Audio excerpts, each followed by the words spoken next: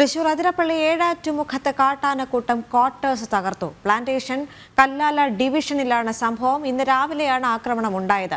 വിവരങ്ങളുമായി ആനന്ദ് പുത്തൂർ ചേരുന്നുണ്ട്. ആനന്ദ്, നമുക്കറിയാം തൃശൂരിലെ അതിരപ്പള്ളി മേഖല എന്ന് പറയുന്നത് കാട്ടാന ശല്യം രൂക്ഷമായ സ്ഥലം തന്നെയാണ്. ഈ പ്രദേശത്ത് കാട്ടാന ശല്യം ചൂണ്ടിക്കാട്ടി പല വിധത്തിൽ വനം വകുപ്പിനെ ജനങ്ങൾ സമീപിച്ചിട്ടുണ്ടെങ്കിൽ പോലും ഇതുവരെ ഒരു നടപടിയും ഉണ്ടായിട്ടില്ല.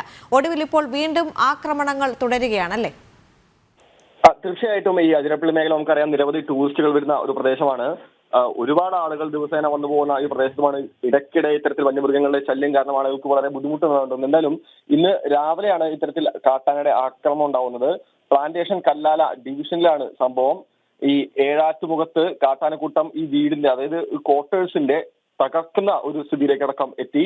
ഈ ക്വാർട്ടേഴ്സിൽ ആളുകൾ താമസമില്ലെങ്കിലും ഭക്ഷണം കഴിക്കാനും പൊതുവെ വസ്ത്രം മാറാനും എല്ലാം ഉപയോഗിക്കുന്ന ക്വാർട്ടേഴ്സുകളാണ്. ആളുകളില്ലാത്തതുകൊണ്ട് കൂടുതൽ മറ്റ് അനിഷ്ട സംഭവങ്ങൾ ഉണ്ടായില്ല. എന്തായാലും ഈ പ്രദേശത്ത് കാട്ടാനക്കൂട്ടം ഈ ക്വാർട്ടേഴ്സ് ആക്രമിക്കുന്നത് പതിവാണെന്നാണ് നാട്ടുകാർ പറയുന്നത്. എന്തായാലും ജാഗ്രത പൊതുവെ ഇപ്പോൾ പ്രദേശത്ത് അധികൃതർ പറഞ്ഞിട്ടുണ്ട്.